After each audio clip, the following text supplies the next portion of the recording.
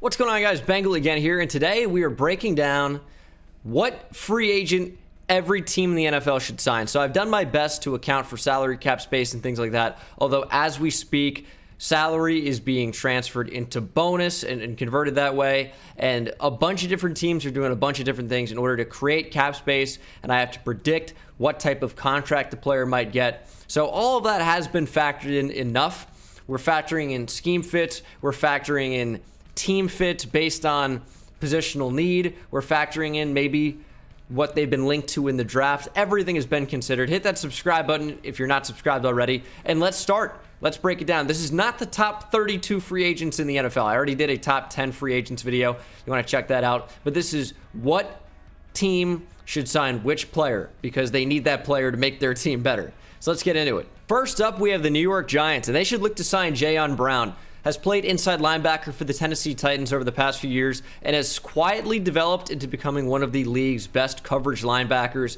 He doesn't really get any hype, and the Giants also don't have a ton of cap space. They're really, really low right now. Cutting Kevin Zeitler helped clear some of that up. But Jayon Brown would be a big addition to an overall very, very weak linebacking core. Blake Martinez enjoyed his best career season ever in the Patrick Graham defense in a more attacking 3-4 where he can play at the line of scrimmage. Blake Martinez was pretty good, but the linebacking core as a whole is still very poor, and they don't have a linebacker that can cover. Blake Martinez certainly is not it. Jayon Brown would be a major upgrade. The Cowboys should look to sign John Johnson III. I've made a ton of name jokes about John Johnson, son of John Johnson Jr., which is the son of John Johnson, and now he's John Johnson III when he came down the whole lineage. But aside from the jokes and name jokes, John Johnson is a really, really good safety. Another underrated player. He's not the biggest, not the fastest, not the strongest, but he's technically very good. Does everything really, really well. Solid tackler. Has a really good feel of zone coverage and can man up against certain players as well. Can use him as an overhang defender if you want to play him in a nickel corner style role. The Cowboys have a really, really bad secondary, and it's especially bad at safety as well.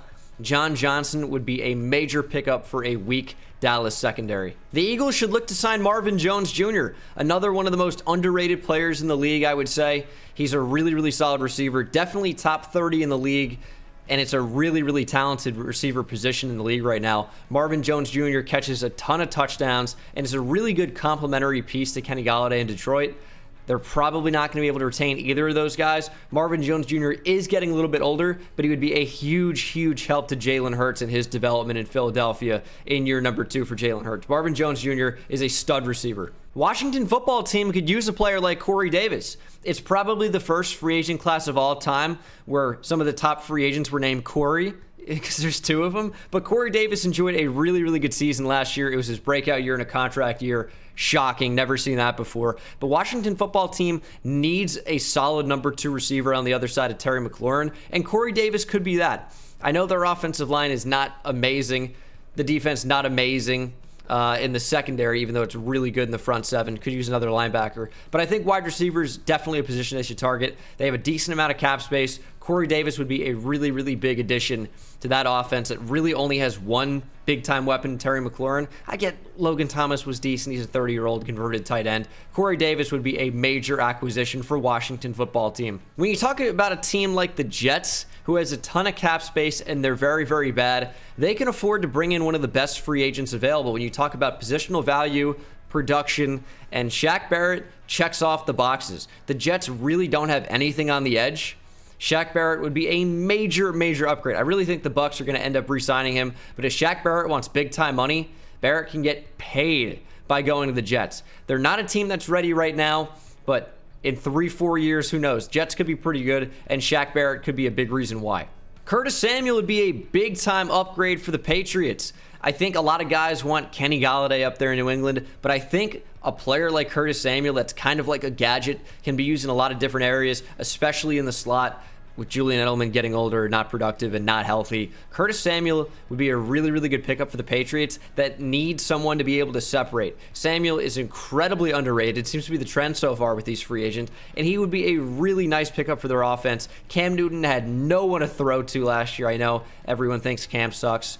Don't want to look at his on-target percentage, yards per attempt, his total touchdowns. Only want to look at touchdown-interception ratio. I get it. First year in offense, no OTAs. Didn't know he was on the team until basically was starting in week 1. He needs someone to throw to. He's going to be better in year 2. Curtis Samuel could be a big reason why. I think the Dolphins should go for a player like Aaron Jones. They're a team that's on the rise right now. They're just on the cusp of being able to do great things, and Tua needs some help. Aaron Jones as a bell cow running back that can catch out of the backfield as well. You're looking at one of the best running backs in the league. Easy top 10 running back. Jones is a really, really good player. Dolphins need a running back. I feel like the match just fits easily. One player the Bills should look to sign is Carlos Dunlap, and funnily enough, in this clip, they're actually playing the Bills. Carlos Dunlap, we know him for playing with the Bengals for a long time, of course, Florida Gator legend.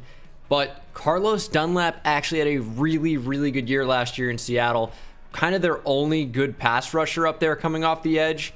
And guess what? They cut him. Trying to save money. Salary cap goes down. Everyone's getting cut. The Bills are a team that have a little bit of money, can afford to bring in Carlos Dunlap and get an actual presence off the edge to really finish off that defensive line. It's not one of the stronger parts of the team, in my opinion. Carlos Dunlap would be an upgrade, and the Bills can really try and make that Super Bowl run.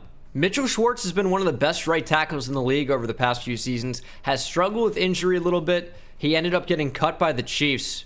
Really, really unfortunate, but he's also, if healthy, one of the top tackles in the entire NFL. And a team like the Bears, who needs an upgrade at that position, they're kind of in a weird competing, not competing stage. Schwartz would be a huge pickup. Just casually one of the better safeties in the league over the past few seasons. Anthony Harris has enjoyed a breakout campaign over the last 2 or 3 years. He's a free agent. I think he got franchise tagged last year, and he could do very, very well to go to another team in the NFC North like the Lions, who need help in the back end of their secondary. Harris would be a really, really nice addition to that team. They're not really super strong back there. They could use a big-time safety like Anthony Harris. The Beast out of Charlotte, Larry Ogunjobi. He's been a solid defensive lineman for the Browns his entire career, really, which is, 4 years so far? He's been definitely above average at the position, and the Vikings really don't have much on the defensive interior, especially not someone that can provide some sort of a pass rush. Ogunjobi's a really, really good athlete, and getting him next to Michael Pierce, who's not going to be opted out in 2021, could be a really good combo for what is a weaker defensive line, at least on the interior. I know it seems kind of wild, but he just won a Super Bowl in Tampa Bay. He's a free agent receiver, and even though Antonio Brown is a massive head case, he's still one of the better receivers in the league and was super solid for the Tampa Bay Bucks last year when he was on the field. The Packers could use a nice receiver like Antonio Brown to go alongside Devontae Adams, boost up that offense, and then in the draft they can focus on the defensive side of the ball, and even maybe offensive line as well. But they need corner, they need linebacker, even edge, D-tackle.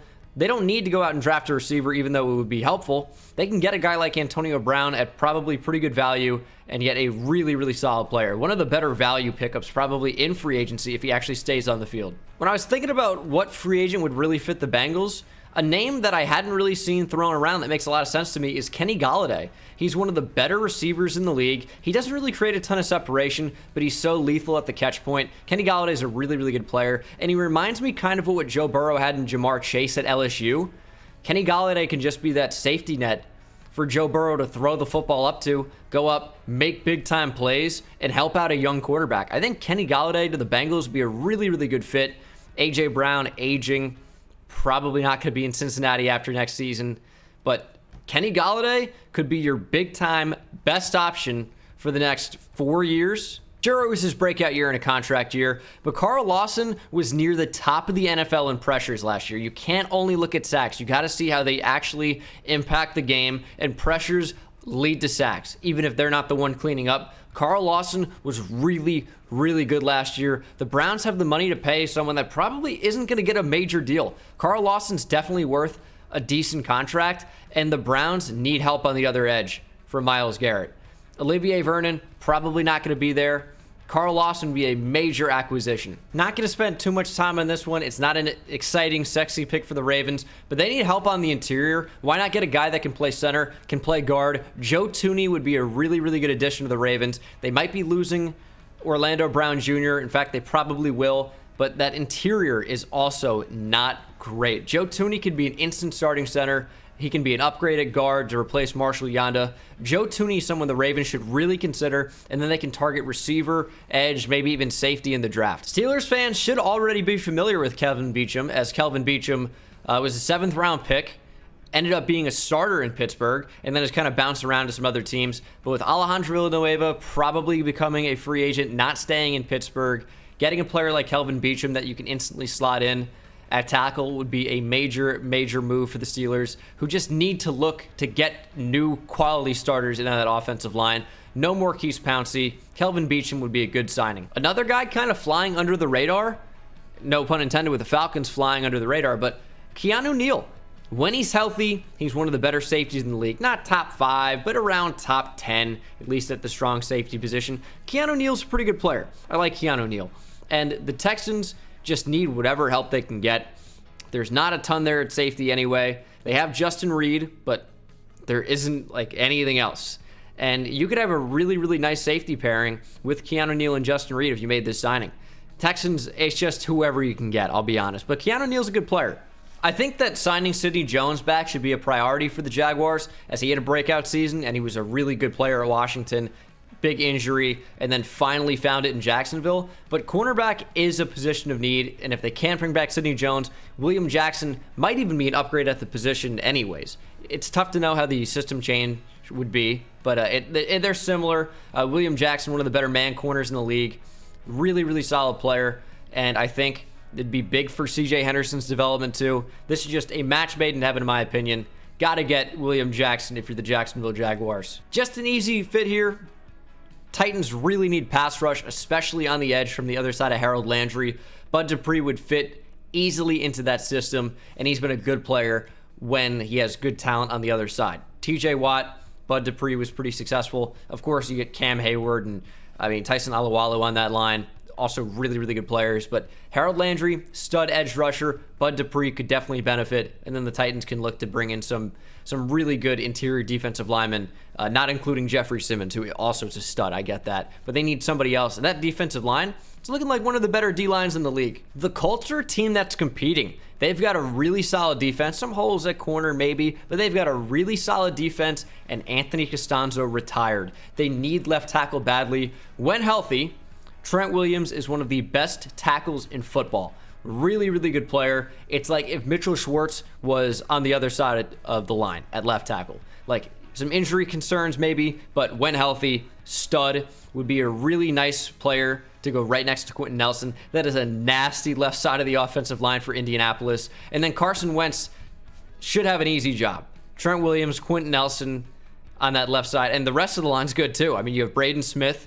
You have Ryan, just went brain dead, but you have Ryan Kelly. It's a good offensive line, but without Trent Williams, I don't know what they have at left tackle. There's not much there right now with Anthony Costanzo kind of shock retiring before the final year of his deal. So Trent Williams would be a very big pickup for the Indianapolis Colts, and maybe that could help put them over the hump. If the Bucs lose Shaq Barrett, which I'm not sure that they will, but they would need a big replacement on the edge. That is a major loss, and Matt Judon fits the scheme fairly well. He's no Shaq Barrett. I think a lot of his sacks have been not exactly from pressures that he caused, but Matt Judon is definitely an above average edge in the league, and the Bucs need a replacement if Shaq Barrett leaves. They might not end up having the money to sign a player like this, and they just don't really have any money at all, period. But if you rearrange some things, convert some salary into some bonuses, the Saints might end up having a little bit of wiggle room. They need some weapons at receiver, not named Michael Thomas. Will Fuller would be that. Big play receiver, big speed, and the Saints are kind of lacking that right now. It was a major breakout year for Hassan Reddick in 2020. He wasn't really this great player, but in 2020, Hassan Reddick turned it up, just doing more of a primary edge role than doing a bunch of different things. When Reddick could go after the quarterback, he was really, really solid. Also had some good coverage snaps as well, but he had 5 sacks against the Giants, which isn't saying a ton. I think like double-digit sacks overall, maybe 13. But Reddick's solid. The Falcons need help on defense, especially on the edge. They paid money to Dante Fowler Jr. I don't see why they wouldn't do it for Hassan Reddick. The Panthers have the makings of a pretty good offense. You bring Christian McCaffrey back. Robbie Anderson broke out last year. DJ Moore's a really solid receiver, but there isn't much there at tight end. Hunter Henry, when healthy, is one of the better tight ends in the league. I think when healthy, he could end up being top 5. He's probably about top 10 right now. be a big pickup for the Panthers. They just don't really have much at tight end, and this would be kind of the missing piece, in my opinion, other than maybe a quarterback. It would be sad to separate the twins, but if Shaquille Griffin can leave Shaquem and get that money, might end up being worth it. Shaquille Griffin's a solid cornerback, really good in that cover 3 scheme that they run up there in Seattle. One of the best zone cornerbacks in football, probably, and he just flies a little bit under the radar. Shaquille Griffin's really, really solid, and if he changes teams, still gets to play his brother twice a year and go to a team that also can be zone heavy at times. At least it was under Robert Saleh. Who knows what it's going to be in 2021. But Shaquille Griffin at least fits that 49ers system. He'd be an easy Richard Sherman replacement, easy Jason Verrett replacement, and a nice pickup to a 49ers team that is ready to compete. They might be a quarterback away, but they are ready to compete at least. If everyone stays healthy, adding Shaquille Griffin, that would be huge. Listen, once I got this idea to start making football great now, my first video I made was one about Aaron Jones, and in hindsight, it's definitely far from my best. I haven't been doing this for too long, however, I definitely have come a long way since then, and so I kind of decided, hey, maybe I should make another video about Aaron Jones. There's clearly a lot to talk about there, and I have to get more in depth now that I'm making more 10-minute plus videos, so I figured, hey, why not make a video about Aaron Jones? And so that's what I'm doing. One of the things that I mentioned in that video is that Aaron Jones has some insane acceleration. I mean, this guy's acceleration is what makes him such an... I definitely like this fit for the Cardinals. They have DeAndre Hopkins. They have Christian Kirk. But if Larry Fitzgerald, I mean, he's almost 40 years old, right? Juju would be a very nice pickup to that Cardinals offense. The Rams have a really good defensive lineman in Michael Brockers. No, he wasn't really that good anymore. That last year isn't the player he used to be. He's no Aaron Donald. They need a big-time 3-4 defensive lineman like Sheldon Rankins that can be what Michael Brockers hasn't been lately.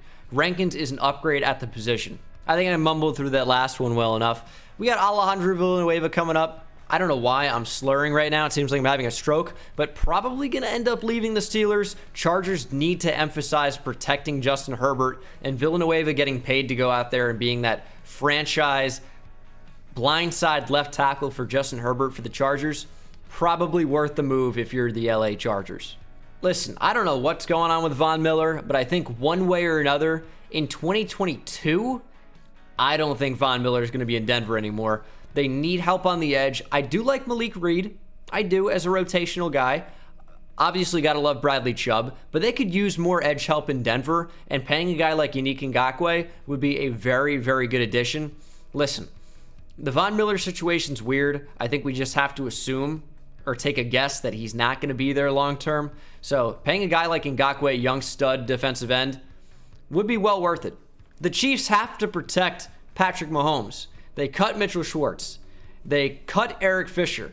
How about a former Pro Bowl offensive tackle in Russell Okung? Let's keep it short and sweet. You got to protect Patrick Mahomes. But that is going to do it for my top free agent moves every team should make here in 2021. Let me know what you think down in the comments section below. Of course, probably none of these are going to happen, but they would be good moves for those teams if they do happen.